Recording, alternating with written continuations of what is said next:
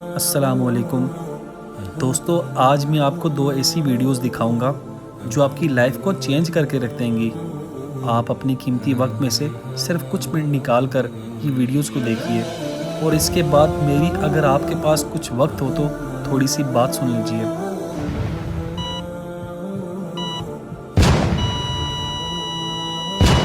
3.5 سال میں اپنے گھر سے باہر نہیں نکلا اور 1.5 سال میں اپنے کمرے سے باہر نہیں نکلا، اور جب نہاتا بھی تھا تو دروازہ کھول کے نہاتا تھا، اتنا ڈر تھا، فیئر تھا میرے اندر۔ Bipolar disorder with psychotic symptoms کی وجہ سے پرابلم ہوئی تھی، جو سوکھے نشے کرنے سے اور شراب پینے سے ہوتی ہے زیادہ، اور کم سونے سے ہوتی ہے، اور غلط لائف سٹائل سے ہوتی ہے۔ دیکھیں، جن لوگوں کو ہم بہت ترقی یافتہ سمجھتے ہیں، ہم سمجھتے ہیں کہ ان کی لائف میں بہت سکون ہوگا کیونکہ ان کے پاس بہت زیادہ مال و دولت ہے، بہت بڑی ان کی فین فالوئنگ ہے۔ لیکن وہی لوگ اگر اپنی زبان سے یہ کہیں کہ ہم ڈپریشن کا شکار ہیں اور سٹریس میں ہیں، اور ان میں سے کئی لوگ ایسے ہیں جنہیں یہ کہنے کا موقع بھی نہیں ملا، وہ اس دنیا سے جا چکے ہیں۔ اس ویڈیو میں یہی آپ کو دیکھنے کو ملے گا کہ ایک ٹاپ لیول کا سنگر اپنے منہ سے یہ کہہ رہا ہے کہ میں 3.5 سال تک گھر میں بند رہا اور 1.5 سال تک ایک کمرے میں بند رہا، اور ورلڈ کے ٹاپ لیول کے ڈاکٹرز میری بیماری کو سمجھ نہیں رہے تھے۔ شراب ہی اس لیے پیتا رہا بھائی کہ میرا دماغ تھوڑا سلو چلے، میری یہ نس ہے یہ پٹ پٹ پٹ پٹ کرتی تھی، میں سوتا ہی نہیں تھا، میں کھاتا تھا، جم کرتا تھا، شراب پیتا تھا، نشے کرتا تھا کہ مجھے نیند آئے، مجھے نیند آئے۔ تو میں ایسا کریش ہوا، میں نے کہا یہ میرے سے کچھ نہیں ہوگا، مجھے گھر لے چلو۔ غلط خیال آ رہے تھے۔ کیا 60 سیکنڈ میں 60 تھاٹس تھے اور 60 الگ ڈویژنز تھی، کچھ آپ کے کنٹرول میں نہیں رہتا۔ سب سے ڈارک تھاٹ کیا تھا؟ کہ میری بھی موت ہو جائے گی، میں شو پہ بیٹھوں گا ابھی تو موت ہو جائے گی۔ ورلڈ کے 7 ڈاکٹر لگے تھے مجھ پہ، 7 فرام دا ورلڈ۔ میرا کیس بھی بہت خراب تھا، کیس بہت زیادہ خراب تھا۔ میں شروع کے 3.5-4 سال تو سمجھ ہی نہیں آیا ڈاکٹرز کو کہ یہ تو اس کو بس دوائی کھلاتے رہو، سلاتے رہو اور کھانا کھلاتے رہو، ویسے ختم ہے۔ اب دوستو، آپ نے اس ویڈیو کو سنا تو آپ میں سے بہت سے لوگ یہ سوچ رہے ہوں گے کہ یہ مشکلات، یہ پریشانیاں ہر کسی پر آتی ہیں۔ دیکھیے دوستو، اس میں ایک بہت بڑا سمجھنے کا پہلو یہ ہے کہ جو بھی انسان گناہ کرتا ہے وہ گناہ بری زندگی گزارتا ہے، چاہے وہ کسی بھی مذہب سے تعلق رکھتا ہے۔ اگر وہ گناہ بری زندگی گزار رہا ہے تو اس کی زندگی میں سکون نہیں آ سکتا۔ اللہ پاک نے قرآن میں فرمایا، وَمَنْ أَعْرَضَ عَنْ ذِكْرِي فَإِنَّ لَهُ مَعِيشَةً ضَنْكًا وَنَحْشُرُهُ يَوْمَ الْقِيَامَةِ أَعْمَى۔ یعنی جو بھی شخص میری نصیحت سے، میرے دین سے اعراض کرے گا تو اس کی زندگی کو میں تنگ کر دوں گا اور قیامت کے دن اس کو اندھا اٹھاؤں گا۔ دوستو، اس آیت میں ہمیں بہت بڑا سبق ملتا ہے، یعنی اگر ہم اپنی زندگی ایسے گزاریں کہ یعنی گناہ بری زندگی گزاریں گے تو ہماری زندگی میں سکون نہیں آ سکتا، ہماری زندگی میں چین نہیں آ سکتا، چاہے ہم اپنے آس پاس کے حالات کتنے بھی اچھے کر لیں، ایسے وسائل، ایسے اسباب اختیار کر لیں کہ ہمیں لگے کہ ہم سکون مل جائے گا، لیکن سکون پھر بھی حاصل نہیں ہوگا۔ ایسے نہ جانے کتنے لوگ ہیں جو لگژری لائف اس لیے جیتے ہیں کہ تاکہ انہیں سکون ملے، جیسا کہ اس ایکٹر نے کہا کہ میں شراب اس لیے پیتا تھا کہ مجھے نیند آئے، یعنی کچھ دیر مجھے سکون ملے، لیکن پھر بھی مجھے سکون نہیں ملتا تھا۔ ڈاکٹرز نے مجھے دوا دے دے کر سلا دیتے تھے۔ دوستو، جو جس لیول کا گناہ کرتا ہے وہ اتنا ہی زیادہ بے سکونی میں رہتا ہے۔ قرآن پاک کی یہ آیت 100% سچی ہے۔ اللہ نے قرآن پاک میں کیا فرمایا؟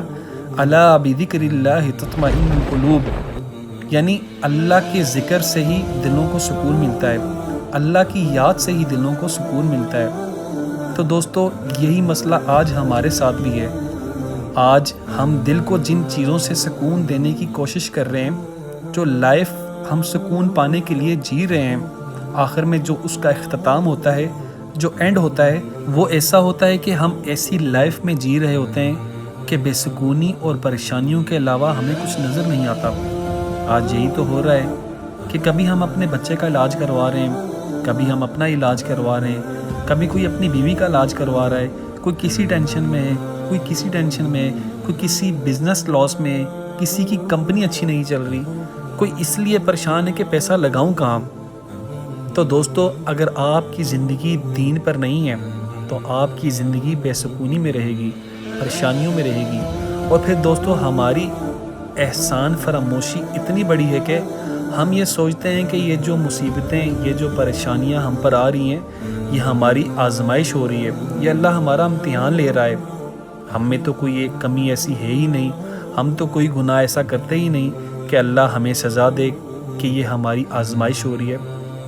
دیکھو دوستو، اللہ نعمتیں دینا بھی جانتا ہے اور نعمتیں چھیننا بھی جانتا ہے۔ جب ہم لوگ نعمتوں کو اللہ کی نصیحت اور اس کے رسول کے طریقے سے استعمال نہیں کرتے تو وہ ہم سے چھیننا شروع ہو جاتی ہیں۔ دیکھیں، ایک نعمتوں کا ملنا ایک الگ چیز ہے اور برکتوں کا ہونا ایک الگ چیز ہے۔ اللہ نے اولاد دی، برکت نکال لی۔ اللہ نے آپ کو زندگی دی، اس سے برکت نکال دی۔ اللہ نے آپ کو سکون حاصل کرنے کے لیے دولت دی، لیکن آپ نے اس کو اس طرح سے استعمال نہیں کیا، حلال کو حلال نہیں سمجھا، حرام کو حرام نہیں جانا، تو اللہ نے اس سے برکت نکال دی۔ آپ نے یہ نہیں سمجھا کہ اس دولت سے مجھے دوسروں کے لیے راحت کا سامان پیدا کرنا چاہیے، مجھے دوسروں کے لیے راحتیں پیدا کرنی چاہیے، مجھے پڑوسیوں کے حقوق ادا کرنے چاہیے، لیکن آپ نے یہ سب چیزیں نہیں سمجھی تو اللہ نے دولت سے برکت نکال دی۔ پیسے تو ہیں لیکن برکت نہیں۔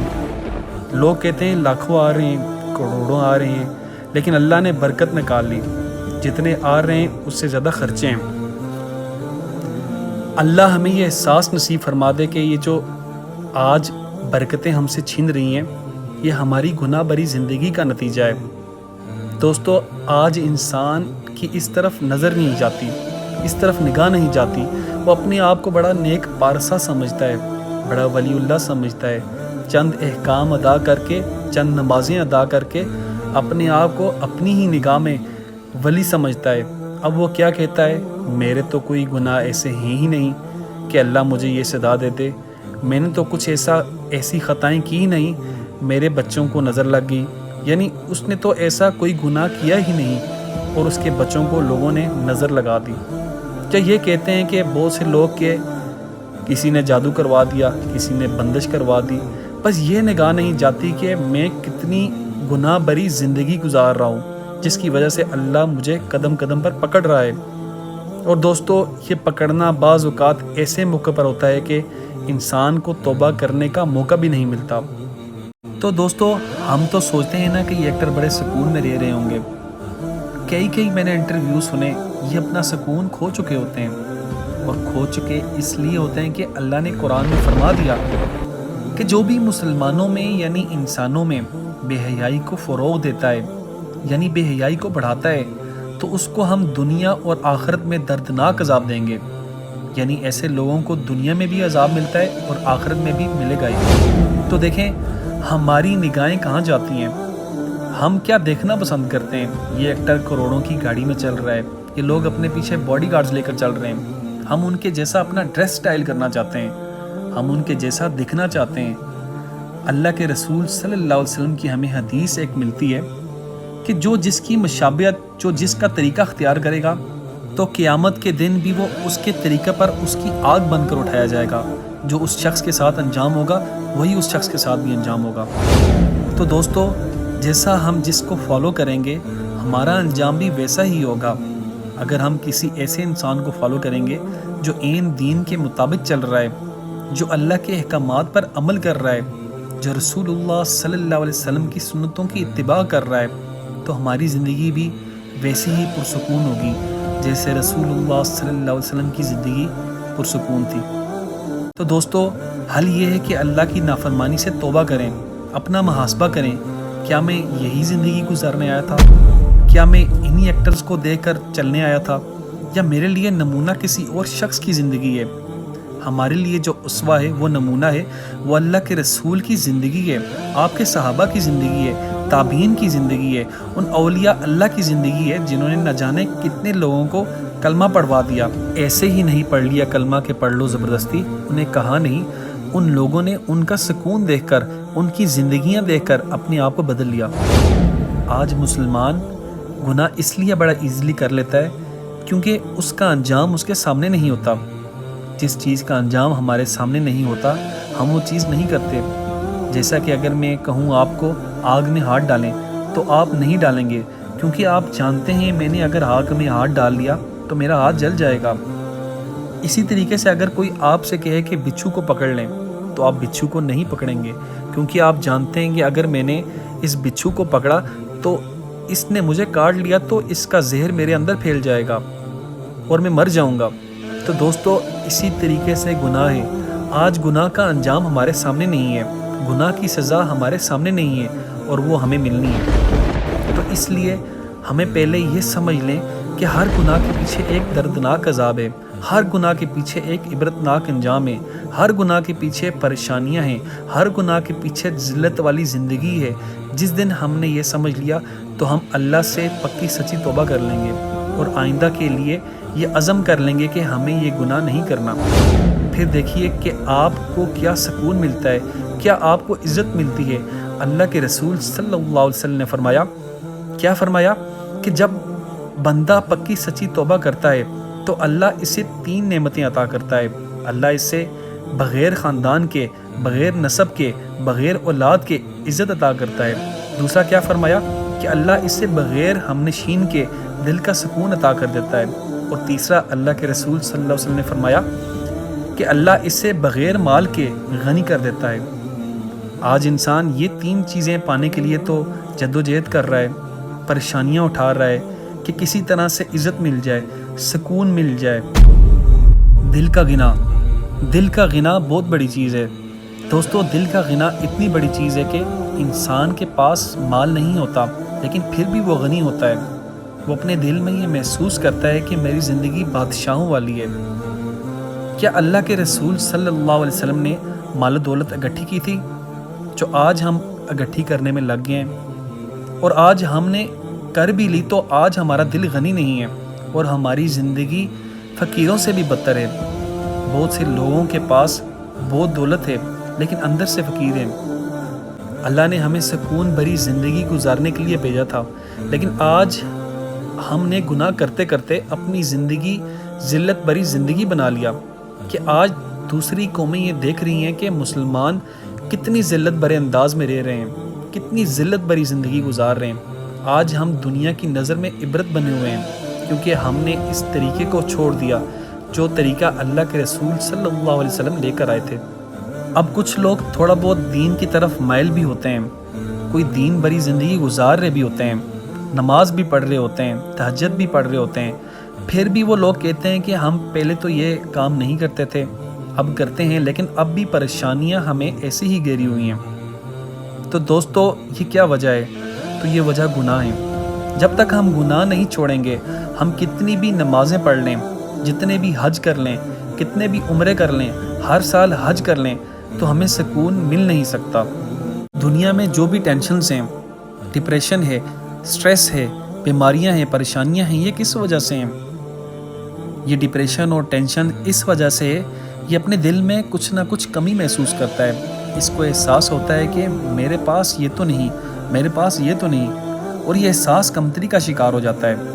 دوستو یہ ڈپریشن، ٹینشن، سٹریس، جب اگر ہم 300 سال پہلے لوگوں سے پوچھیں کہ کیا یہ ورڈز تھے، اردو میں اگر آپ ٹینشن، ڈپریشن کے ورڈز ڈھونڈیں گے بھی تو آپ کو ملیں گے ہی نہیں، کیونکہ یہ بیماریاں تھی ہی نہیں، کیونکہ پہلے وہ گناہ بھی نہیں تھے جو آج ہم سر انجام دے رہے ہیں، پہلے وہ وسائل بھی نہیں تھے جو آج ہم اختیار کر رہے ہیں، اس لیے نہ یہ سب بیماریاں تھیں اور نہ یہ ٹینشن تھی۔ حضرت عبداللہ ابن عباس رضی اللہ تعالیٰ عنہ فرمایا کرتے تھے کہ ہر گناہ کے پیچھے اللہ کی ناراضگی چھپی ہوتی ہے۔ اللہ سے ناراضگی مول لے کر کون سکون سے جی سکتا ہے؟ تو آج میں بھی آپ کو یہی نصیحت کروں گا کہ اگر آپ کو اچھی زندگی بسر کرنی ہے تو آپ قرآن کو سمجھیں، اللہ کے رسول صلی اللہ علیہ وسلم کی سنتوں کو سمجھیں اور بقدر ضرورت روزی پر قناعت اختیار کریں، اللہ کا شکر ادا کریں۔ اور اصل جو ہم نے محنت کرنی ہے وہ ہمیں دین کو سمجھنے میں کرنی ہے، دین کو پھیلانے میں کرنی ہے، پھر آپ دیکھیں سکون آپ کے قدم چومے گا اور آپ مشقت بھری زندگی کو قبول کر لیں گے۔ ساتھ ہی لاسٹ میں اس شعر سے اپنی بات کو ختم کرنا چاہوں گا کہ ایک پل کا گناہ ایک پل ہی مزہ دے گا اور ایک پل کا مزہ صدیوں سزا دے گا۔ اللہ سے دعا ہے اللہ پاک ہم سب کو دین کو سمجھنے اور اس پر عمل کرنے کی توفیق عطا فرمائے۔ اور کئی سنی بات میں جو میں نے غلطیاں کی، میں سب سے معافی مانگتا ہوں اور اللہ سے بھی معافی مانگتا ہوں جو میں نے اپنی طرف سے 2-4 باتیں لگا دی۔ جو حق میں نے سنایا اگر میں مخلص تھا اس کو سنانے میں تو وہ کل بھی اللہ اور اس کے رسول کا تھا، آج بھی ہے اور کل بھی رہے گا۔ میں رہوں نہ رہوں یہ باتیں بڑے لوگوں کی ہمیشہ رہیں گی۔ اقول قولی ھذا واستغفر اللہ لی ولکم ولسائر المؤمنین واستغفروہ انہ ھو الغفور الرحیم۔